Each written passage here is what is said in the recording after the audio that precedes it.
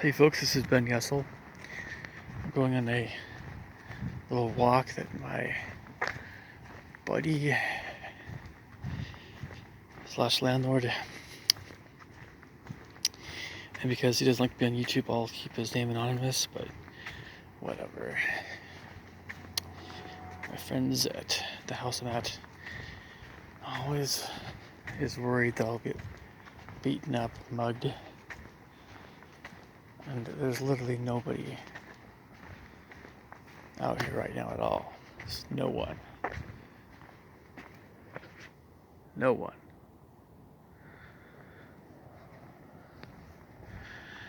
And, it's been a while since I made one of these kinds of videos. I'm a little ways away from my house.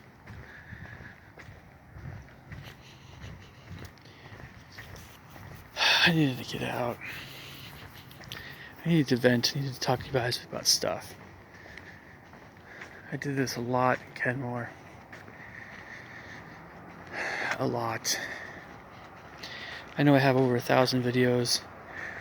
By the way, most of them haven't really been watched very much because most people are just not people of substance. And that's just the way the world is. Until they do become people of substance, people have to make that decision to become something more, don't they? So I have some things in my mind. I went to this Kiani conference in Utah. It's great company. Most of the people in the company are members of my church, the Church of Jesus Christ of Latter-day Saints. Let me say that one more time because I always say it so fast. The Church of Jesus Christ of Latter-day Saints, otherwise known as Mormons or LDS. You guys that have seen my videos for a while should know this is the church I go to. Yes, most of my friends have not been LDS. Yes, there's a whole bunch of things that you guys have probably heard of that I have heard more times than I care to admit. That wasn't what I wanted to talk about. At Kiani conference, I took 7 pages of notes. It was loud. The speakers were loud, the music was loud. It was a big deal. And it was great. But it was tiring. Oh, it was. And it was not pleasant. I mean, it wasn't therapeutic, it wasn't restful. And then it went from that to an LDS singles camp at Ensign Ranch that my parents have been trying to get me to go to for years, and other people have been trying to get me to go to for years. So I finally went and had a pretty decent time. And by pretty decent, I guess I mean it wasn't bad.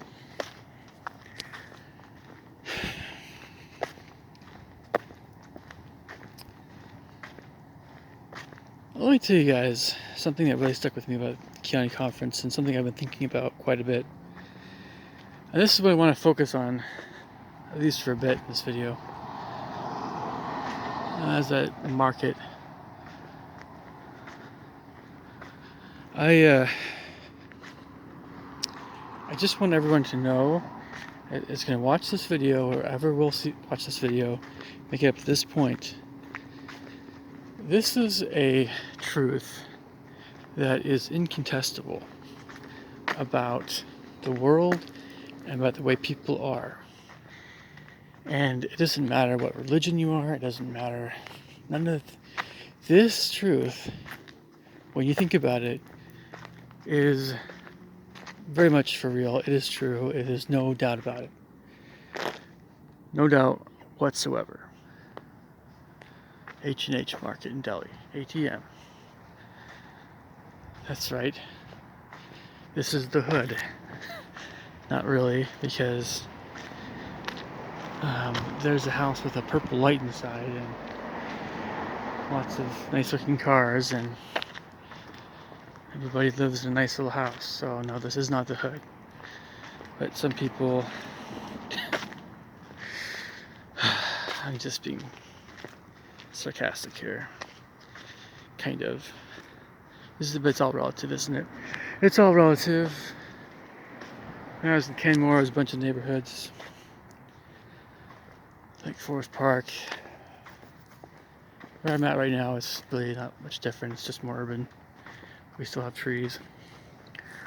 It's a nicer place.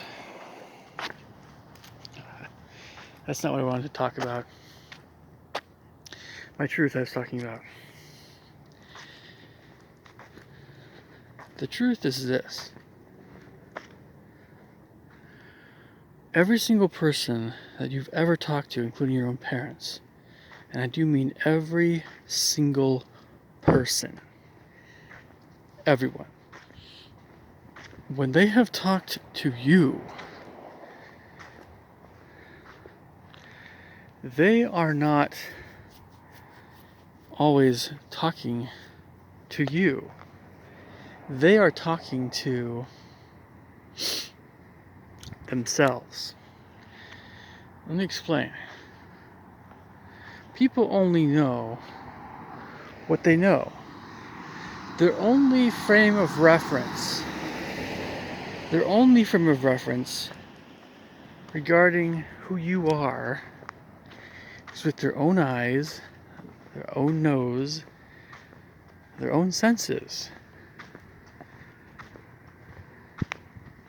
It's coming from them, how they see you, what they think of the colors you're wearing of your clothes, or how good of quality clothes you have, or your voice, what it sounds like, your facial shape, your nose shape, your culture, the color of your hair, how fast you speak, what you smell like. All these things they're instantly processing and making judgments about. By those judgments, I mean it's what we all do every single day around people. Be they wrong or right, bad or good, whatever, those are happening. Those judgments that people are making, those judgments are not you. They're coming from themselves. It's something everybody has, whatever they have in them.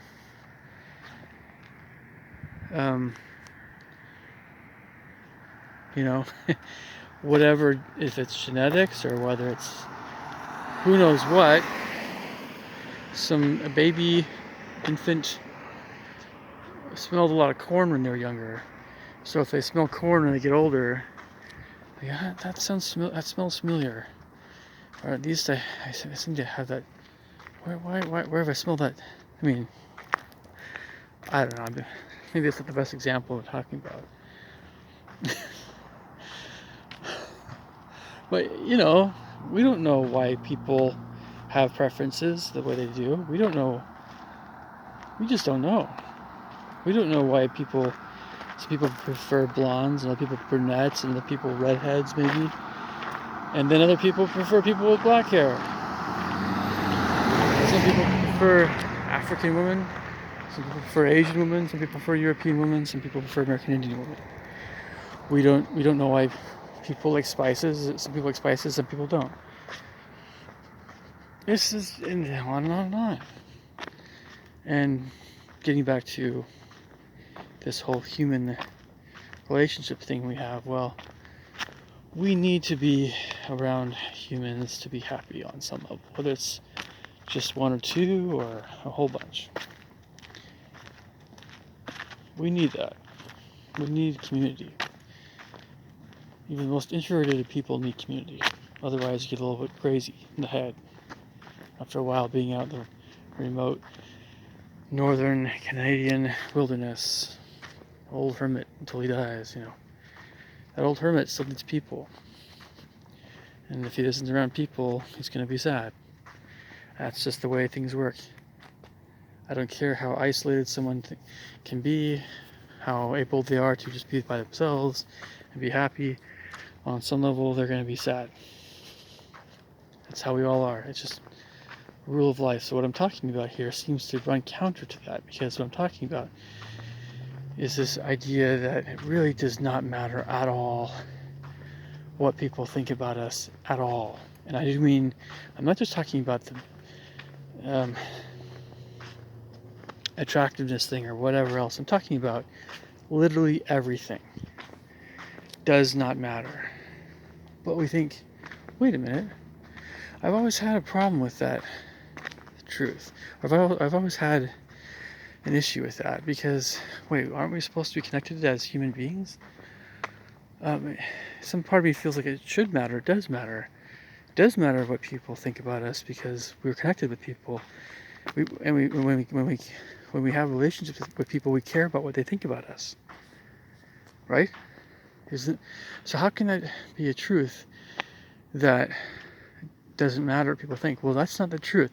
That's not the truth. The truth is this: when people think this or that about you, in any way, shape, or form, it's just an observation or judgment or whatever it is, what the value judgment that person's making is their own value judgment. It's their own thought. Now, we're not going to get philosophical and say that there's no such thing as color, like blue eyes and green eyes and brown eyes, blonde hair, red hair, brown hair, black hair, round nose, pointy nose, none of that. It's all in the eye of the beholder. It's all an illusion. We're not going to get philosophical about all that stuff, about doubting the existence of color, that sort of thing. All right, that's someone else. That's fine if you want to think that way, but that's not what I'm talking about. What I'm talking about is we, ourselves, the thing that makes us us, is not what people say we are. It isn't. So you wonder why Jim Carrey is acting odd in his older years. I think it has precisely to do with what I'm talking about. What am I talking about? What is it that Jim has not articulated that I'm articulating right now? And if Jim and I were talking right now, it would be a great conversation. This is the only thing I would really want to talk. I mean, this is the only thing I would really try to help him out understanding better, and he would try to help me understand how he sees things in a similar way. I would assume. I'm sure he would. What I would say is that he talks about there's no such thing as him, that he doesn't exist, and none of us really exist, and we're all just part of a big, I don't know. I mean, the way I say this, it might sound like I'm putting him down. It's not that. And I don't necessarily agree with that, but it's more complicated than that, in a way, for me. I do believe I exist, and that Jim exists. I do believe that we all exist. But the thing about it is, this is the kicker. People do not see us as we really are. People do not see our entirety as we really are, as God sees us. God sees us a certain way. We don't always know how he sees us, but we know that of all beings, those of us that are theists at least, we believe that God understands us perfectly. So at least one being in the universe understands how we really are. There's at least one, if not two. Jesus, but some of you guys are Trinitarians, so more power to you, whatever. At least one, we'll say for you guys. 3 in 1, all that jazz. So the thing is oh, nice moon. Moon's out tonight. Just getting that big boy. All right.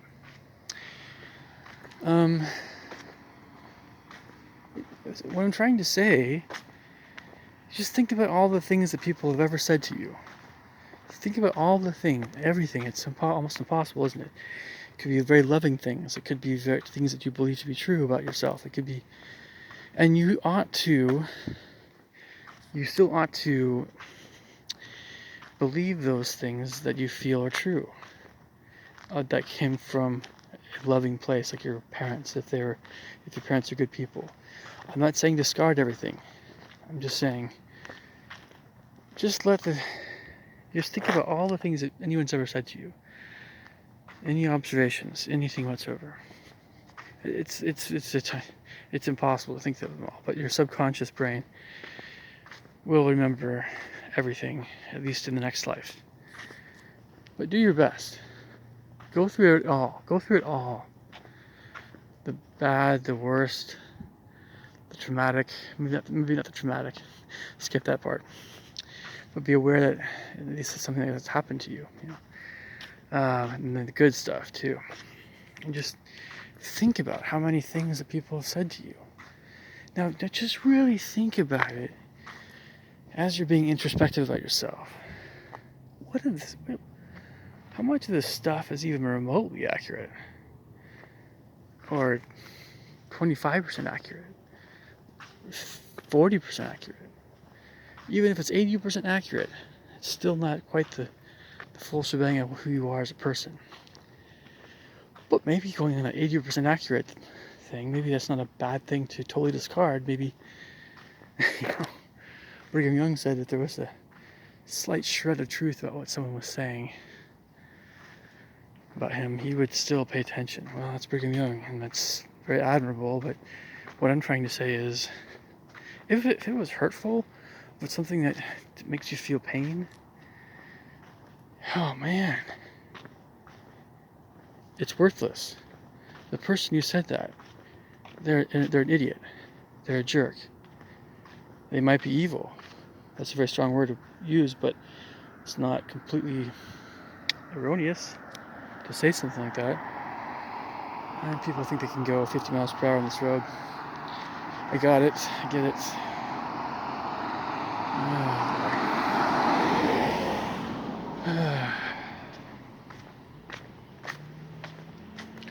It's just, if it brings pain to your soul, it's stupid. It doesn't mean a darn thing. It could be that you actually are 400 pounds right now, and you should be 150, or whatever your weight is. You could be 600 pounds. You could be 70 pounds, and you want to be 120 pounds. I don't know. How many things have you heard about your weight or your age that are just a bunch of crap? If people are saying you're unhealthy, the only people to pay attention to are those people that want you to be healthier, not the people that are trying to make you feel bad. We know this. We need to be reminded of it, but maybe we don't need reminders. Maybe we actually need love and compassion. And you think that maybe people, if they understood this, if people understood this better, really, they would stop talking smack about people. They start trying to build people up.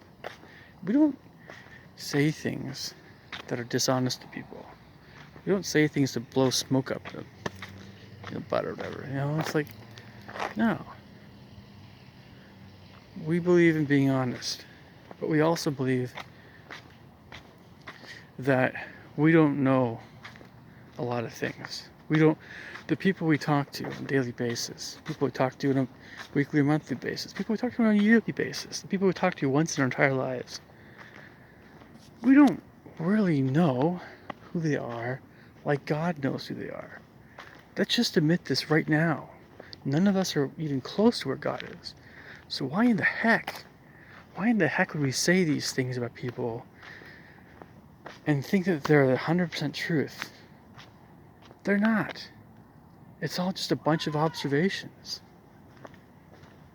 It's just our own observations of people, and we all do this. Somebody is being a little loud.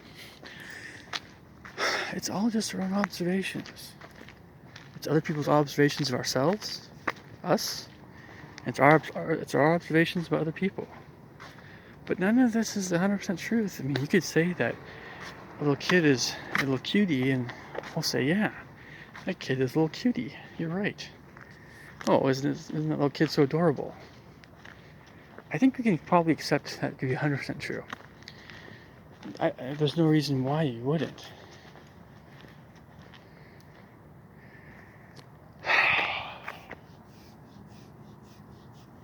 You know?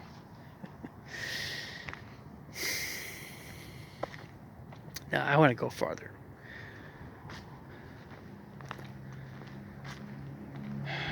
Maybe make another video. I don't know. Getting some messages. So I wanted to talk about this more in depth. We need to realize that we are not, and I repeat, we are not what other people say we are. Right? But it's all about hearing those things that we feel are truer about ourselves, and those things tend to come from family and from those people that have the better characters that we're closer to, that are best, like our truer friends, or husband or wife, or girlfriend, boyfriend, or something like that. People that we're really closer to for real. Other people can say what they want to say. Michael Jackson said, something similar. But a lot of times when we say this stuff, people think it sounds like we're feeling sad and we're trying to ignore the riffraff. We're trying to help ourselves feel better if we hear really bad stuff. Well, actually, by the way, regardless of whether Michael Jackson did anything really messed up or not, just think about something like acts of pedophilia. And people do this all the time on YouTube. People falsely accuse people of this heinous crime, and with this, again, the extent to which this kind of act is so freely spoken of, makes you think they were talking about chewing grape flavored bubblegum. Oh, he's a bubblegum chewer. Oh, he loves that grape bubblegum. Oh man, it's like, wow, really? We joke about Chris Hansen like this is the kind of world we live in, folks. It's really stinking evil. It's really, really messed up. It's really messed up. So the people that say things about us, what they often say is so far off the mark. And it's not just that it's wrong, but let's look at this from a more of a sympathetic perspective, and as well as realistic perspective. The reason why we can't put too much stock in what most people say, unless there's a lot more truth to it, unless they're well-meaning and all that stuff, it's because we need to be really realistic about where we are, where we really are, where people really are in the whole grand scheme of things. How close are we to the knowledge of God that God has, to having 100% full knowledge of everything, omniscient? We don't even have a clue what that means. We're just told that God's perfect and He's omniscient. So how many people have you known? I think of the wisest, most righteous people I've ever known. Multiply that by, I don't know, Googleplex, an infinite amount of more years of so much higher character. I don't know. You might have an inkling of an idea at that point where God is, compared to the most holiest and wisest of men. That's where God is. If you think God is like one of the Greek gods that has a lot of human frailties, sorry man, that's pantheism. That's a different thing altogether. I'm not trying to knock the Greeks, I'm just saying it's a completely different kind of religion. It's not the monotheistic God of Christianity, Islam, and Judaism. Probably other religions as well. It's not Elohim. It's not Heavenly Father. This individual, God the Father, is truly omniscient, truly perfect, truly amazing. He loves us like we don't even have the slightest idea how much he loves us. And I say this like, maybe it's just late, and I'm a little bit upset about some things tonight. But the thing is so what does it matter? When, if I should say this to myself. If I have some issue with some person, or whatever kind it is, whatever kind of issue, I mean, I am bound to have issues with people for the rest of my life on some level, because none of us are perfect, and I'm not perfect. So whatever the issue is, let's just all agree that we're all freaking way off the mark. We have so much more to know about everybody.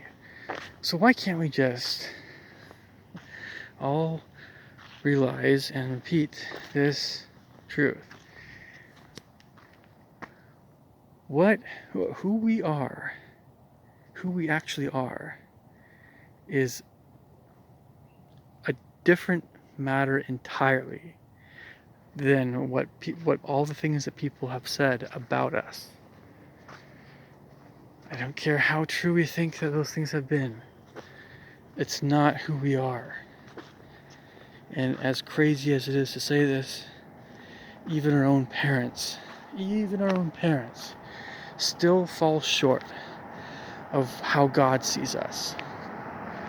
And I know I don't want to say it that way because I love parents. I mean, parents know us so well. I mean, the more righteous parents especially. But again, it's just nothing compared to how well God knows us. And if you don't believe in God, okay, fine. Maybe your parents are the next best thing. Maybe it's your girlfriend. Whoever it is, it's hard living life without an anchor in a monotheistic way. But that's the life of the agnostic or atheist, and so it is what it is.